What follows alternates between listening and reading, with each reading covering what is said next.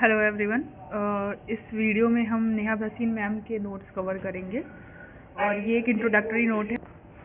Okay, तो introductory notes हैं और इनके नोट्स में बेसिकली आपको एक आइडिया मिल जाएगा। तो ये फर्स्ट रीडिंग के लिए मुझे ऐसा लगता है कि नेहा भसीन मैम के नोट्स आर परफेक्ट। तो हम स्टार्ट करेंगे इनके नोट्स से and we will swiftly cover the syllabus quickly. Like हमारे पास टाइम नहीं है, राइट? हमें जल्दी से प्री में मूव करना है, तो हम एक रीडिंग एटलीस्ट करेंगे सोशियोलॉजी की साथ में, ताकि हमारा कॉन्फिडेंस बने और हम जल्दी से जल्दी आंसर राइटिंग स्टार्ट कर पाएँ। तो हम पहले से स्टार्ट करेंगे, सोशियोलॉजी द डिसिप्लिन के बारे में पढ़ेंगे और हम ये देखेंगे कि सोशियोलॉजी ये जो डिसिप्लिन है ये स्टार्ट कैसे हुई। ठीक है, तो लेट्स स्टार्ट। ओके, तो सोशियोलॉजी को एज अ डिसिप्लिन जब हम पढ़ते हैं तो सबसे पहले देखिए, सोशियोलॉजी का स्टार्ट जो है वो मॉडर्निटी के स्टार्ट से हुआ। जब मॉडर्नाइजेशन हुआ सोसाइटी में, नई चीज़ें आई, एक तरफ से आप कहिए तो एक तरीके से एक एरा का चेंज हो रहा था। एक जो है वो मिडिवल टाइम्स ख़त्म हो रहे थे, ठीक है, मध्यकालिक ख़त्म हो रहा था और नए नए मॉडर्न समाज का स्टार्ट हो रहा था, जिसमें इंडस्ट्रियल रिवॉल्यूशन आया, उसके बाद कल्चरल रिवॉल्यूशन आया, रेनेसां हुआ, यूरोप में पुनर्जागरण हुआ और इससे क्या हुआ कि लोगों की सोच में काफ़ी बदलाव हुआ और लोग पुरानी विचारधाराओं को छोड़कर नई विचारधाराओं में प्रवेश कर रहे थे। ऐसे केस में, ऐसे सारे सिचुएशन के अंदर हमारी सोशियोलॉजी का डेवलपमेंट हो, तो हम पढ़ेंगे कि वो कैसे हुआ। तो पहले हम मॉडर्निटी के बारे में जानेंगे कि मॉडर्निटी हम कहते किसे हैं। तो बेसिकली मॉडर्निटी होता है वो अचानक, जैसे हम हमारी हर लाइफ की हर स्फीयर में, चाहे वो सोशल हो, इकोनॉमिक हो, पॉलिटिकल हो या कल्चरल हो, उसमें अगर रैपिड बदलाव होते हैं, तेज़ी से चेंजेस होते हैं, तो उसे हम मॉडर्निटी कहते हैं। और ये सब हो रहा था 18th सेंचुरी यूरोप में। आपको ये टाइमलाइन याद रखनी होगी। 18th सेंचुरी यूरोप यही ब्रेक थ्रू पॉइंट है सोशियोलॉजी का, क्योंकि हमारे जो अर्ली थिंकर्स हैं like Comte and all, they were in 18th century.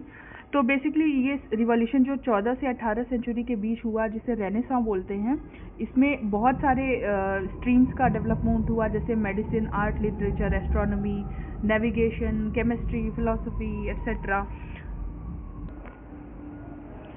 अभी क्या है, आइडियोलॉजिकल मॉडर्निटी क्या होती है कि जो मॉडर्निटी आइडियाज़ में आई, ठीक है, सिर्फ फिजिकल लेवल पे ही नहीं, लोगों के विचार भी बदल रहे थे। तो ये आइडियोलॉजिकल मॉडर्निटी क्या कहती है? ये आइडियोलॉजिकल मॉडर्निटी 5 तरह की बताई गई है, जिसमें ह्यूमन की प्रोग्रेस में फेथ लोगों का हुआ कि मतलब हाँ, हम एज अ ह्यूमन बीइंग हम प्रोग्रेस करेंगे, वी हैव द कैपेबिलिटी।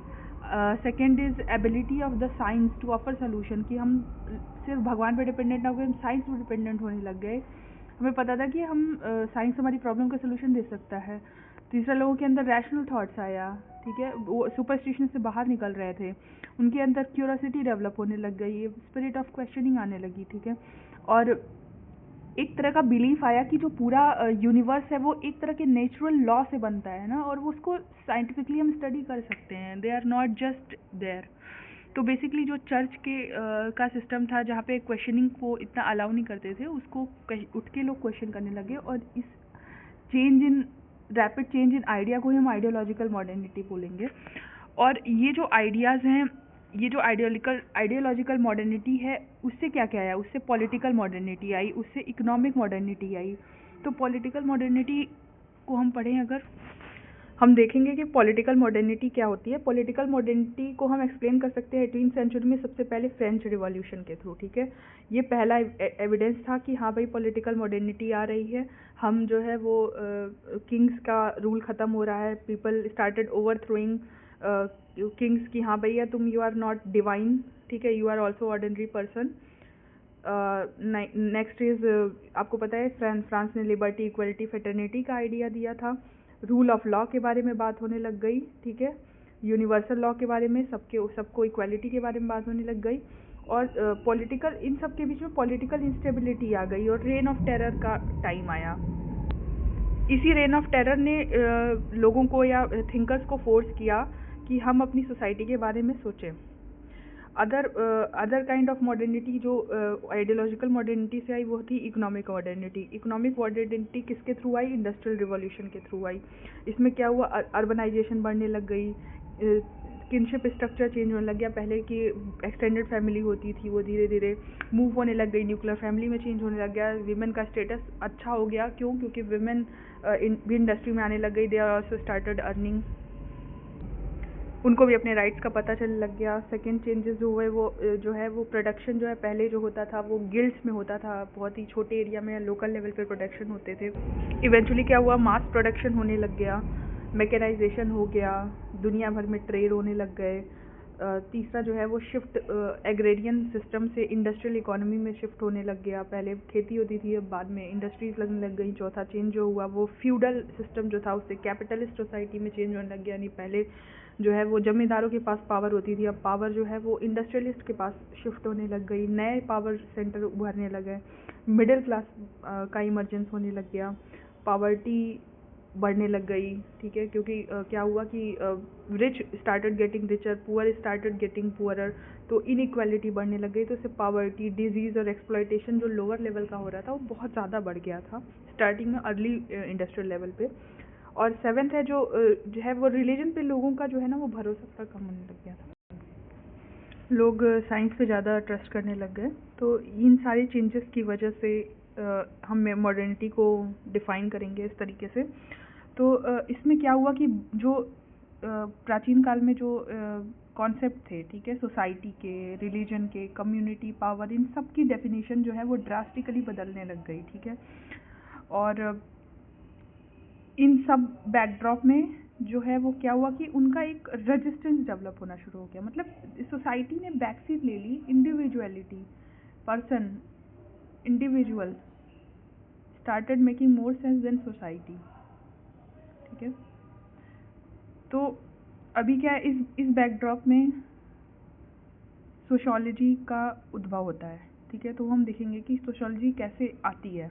तो उस केस में क्या है कि जैसे आपको पता है कि कोई भी आइडिया जो है वो जब प्रोड्यूस होता है तो उसको अपोज करने के लिए कोई दूसरा थिंकर आता है जो मतलब इन रैपिड चेंजेस का विरोध करता है। हमेशा ऐसा होगा, आप कोई भी थ्योरी पढ़ेंगे, चाहे फिलॉसफी में चाहे सोशियोलॉजी में, किसी भी रैपिड चेंज का या फिर किसी भी नई थ्योरी का एक अपोज थ्योरी बनती है।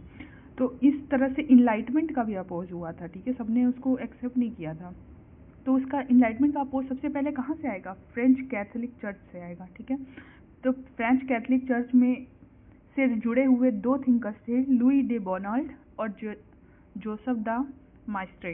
Sorry for pronunciation. Louis de Bonald और जोसेफ डे माइस्ट्रे, ये दो लोग थे जिन्होंने कंजर्वेटिव अप्रोच रखते थे और इन्होंने इनलाइटमेंट का विरोध किया था। ठीक है, अब बोनाल्ट का हम आइडिया देखेंगे क्या है। तो बोनाल्ट ने क्या किया कि वो काफ़ी फ्रस्ट्रेटेड थे। वो जो फ्रेंच रिवॉल्यूशन हुआ और जिसने मोनार्की को हटा दिया, उससे डिस्टर्ब हो गए थे। और वो जो पॉलिटिकल इनस्टेबिलिटी आई थी ना फ्रांस से, उससे भी बहुत ज़्यादा वो परेशान थे। तो वो चाहते थे कि जो पहले पीस और हारमोनी हुआ करती थी मिडिल एजेस में, वो वापस आ जाए। तो और आज लोगों का जो है ना क्या होने लगा था, रिलीजन पे भी भरोसा कम होने लग गया था। तो उन्होंने क्या किया कि उन्होंने बोला कि गॉड जो है वो सोर्स ऑफ सोसाइटी है। ठीक है, गॉड जो है वो उन्होंने बनाया सोसाइटी को। ठीक है, तो इसलिए सोसाइटी भी गॉड की तरह सैक्रोसैंक्ट है, उतनी ही इम्पोर्टेंट है। ठीक है, हम उसे डिफाइन नहीं कर सकते। तो बेसिकली आप देखेंगे कि जब भी कुछ नई शुरुआत होती है, राइट, तो उस केस में जो पहले के कंजर्वेटिव होते हैं ना, वो चीज़ों को रिलीजन से जोड़ते हैं। तो उसी तरह से बोनाल्ट ने भी ना सोसाइटी की ज़रूरत को गॉड से जोड़ा। ठीक है, और उन्होंने बोला कि ये जो इनलाइटमेंट के फिलोसोफर, इनका जो आइडिया है वो ट्रेडिशनल रिलीजियस बिलीफ से इन्फीरियर है। ठीक है, अभी फर्दर मोर हम देखेंगे कि उन्होंने आगे क्या बोला। उन्होंने बोला कि गॉड ने चूंकि एक सोसाइटी बनाई है तो people should not temper with it, okay, और they should not try to change the holy creation. तो उन्होंने क्या किया कि सोसाइटी को होली क्रिएशन से जोड़ दिया। ठीक है, ये सारे बोनाल्ड के आइडिया है ना, society is equal to holy creation, आप ऐसा मेंशन कर देना, आप बोनाल्ड का एक तरीके से कोर आप एक्सप्लेन कर दोगे पेपर। और लुई डी बोनाल्ड ने जो ट्रेडिशनल आइडियाज़ थे जैसे कि पेट्रियार्की, मोनोगैमस फैमिली, मोनार्की और कैथलिक चर्च, इन सब का सपोर्ट किया था, ठीक है। तो he was kind of early sociologist, क्योंकि वो सोसाइटी को प्रायोरिटी दे रहे थे। तो अभी हम इरविंग जेटलिंग का अगर हम स्टेटमेंट पढ़ें, उन्होंने ये बोला था कि जो अर्ली जो सोशोलॉजी डेवलप हुई थी ना, वो इनलाइटमेंट के रिएक्शन में डेवलप हुई थी। अगर ये आप स्टेटमेंट अपने बुक कॉपी में डाल देते हैं, ठीक है, तो बहुत अच्छा इंप्रेशन पड़ेगा कि इरविंग जेटलिंग ने अर्ली सोशोलॉजी को इनलाइटमेंट का रिएक्शन माना था, ठीक है। और आगे देखते हैं, उन्होंने कुछ पैटर्न नोटिस किए थे जो इस कंजर्वेटिव रिएक्शन के थ्रू प्रोड्यूस हुए थे और जिसने सोशोलॉजी थ्योरी को प्रोड्यूस किया था। तो बेसिकली जो early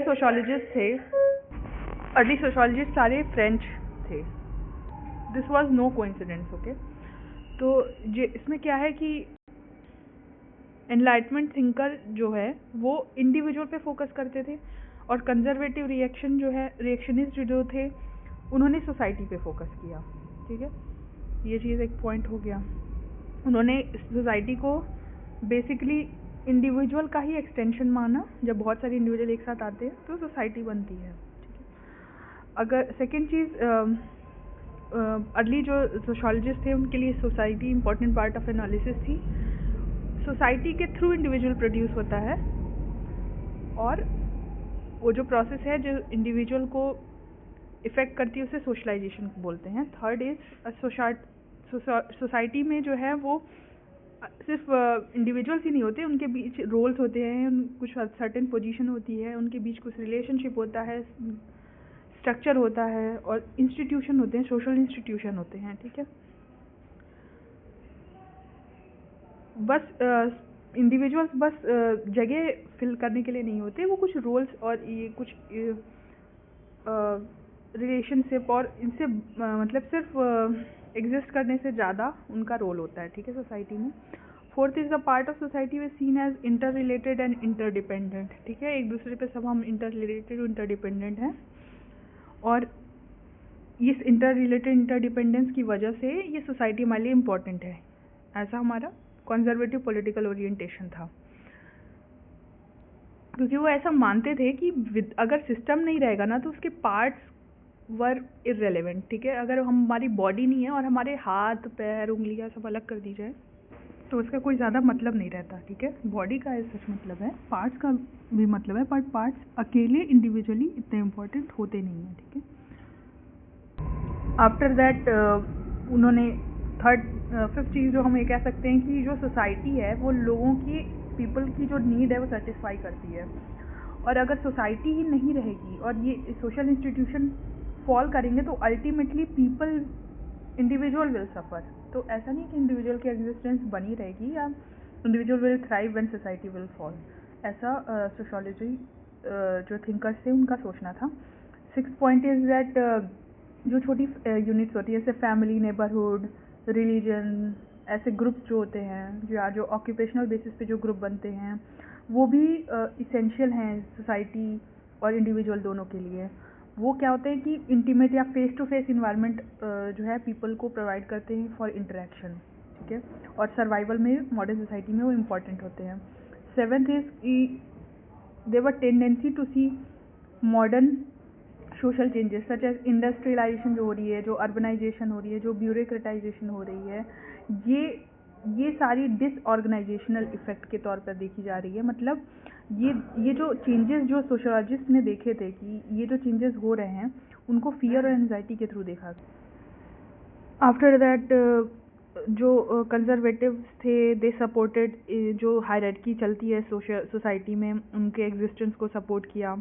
it was seen as important part of the society. तो आप अभी आगे पढ़ोगे ना, जो फंक्शनल थ्योरिस्ट होते हैं सोशोलॉजी में, they are also kind of justify the kind of hierarchy and they deem it necessary for the society to function the way it is, And the last point is, while most of these fear changes were leading to a more rational society, the conservative जो reaction था वो non rational factor जैसे कि ritual, ceremony, worship, इन सब पे focus करता था और इनको सोशल लाइफ के लिए इम्पोर्टेंट मानता था।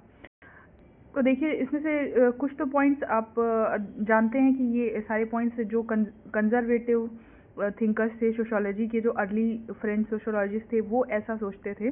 बट इसमें से बहुत सारे ऐसे पॉइंट हैं जो आप सोशोलॉजी की इम्पोर्टेंस के लिए, स्पेशली जो अर्ली पॉइंट्स आपके हैं, वो आप कोट कर सकते हैं किसी वैसे क्वेश्चन में जहाँ पे आपको सोशोलॉजी की या सोसाइटी की इम्पोर्टेंस को बताना है कि कैसे सोशोलॉजी जो है वो पार्ट्स में वर्क नहीं करेगी, इंडिविजुअल जो है वो सफ़र करेगा अगर सोसाइटी के इंस्टीट्यूशंस फॉल होंगे, और कैसे जो है वो इम्पोर्टेंस है ये जो सोशल इंस्टीट्यूशंस होते हैं वो सर्वाइवल के लिए मॉडर्न पर्सन के, कैसे जो है वो अर्बनाइजेशन, ब्यूरोक्रेटाइजेशन, ये सारी चीज़ें जो है वो हमारे लिए थ्रेटनिंग है। ये सारी चीज़ें आप कोट कर सकते हैं। तो ये पॉइंट्स आप नोट डाउन कर लीजिए, ये बहुत इंपॉर्टेंट रहेंगे।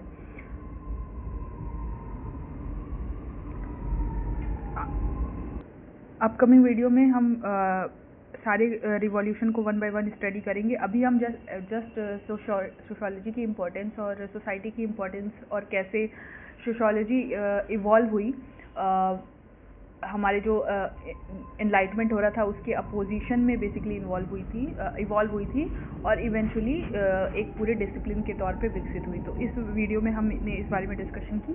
नेक्स्ट पार्ट हम ज़्यादा बड़े वीडियोस नहीं बनाएंगे, otherwise you will get bored. तो हम नेक्स्ट पार्ट में हम रिवॉल्यूशंस के बारे में डिस्कशन करेंगे। तो keep update, okay. All the serious aspirants, just note down the points, और आप इन थिंकर्स के नाम नोट कर लीजिए जो लुई डी बोनाल्ड हैं और जो जोसेफ डे माइत्रे हैं। ये इम्पॉर्टेंट हैं हमारे लिए क्योंकि ये अर्ली सोशोलॉजिस्ट थिंकर थे। इनको कोट कर सकते हैं आप। और आप इरविंग जेटलिंग के इस पॉइंट को आप इम्पॉर्टेंट है, इसको नोट कर सकते हैं कि कैसे आप इनलाइटमेंट के अपोज में अर्ली सोशोलॉजी डेवलप हुई थी। इन थिंकर्स का आप कोट करेंगे तो आपको अच्छे मार्क्स मिलेंगे, ओके। तो बाय, मिलते हैं नेक्स्ट वीडियो में।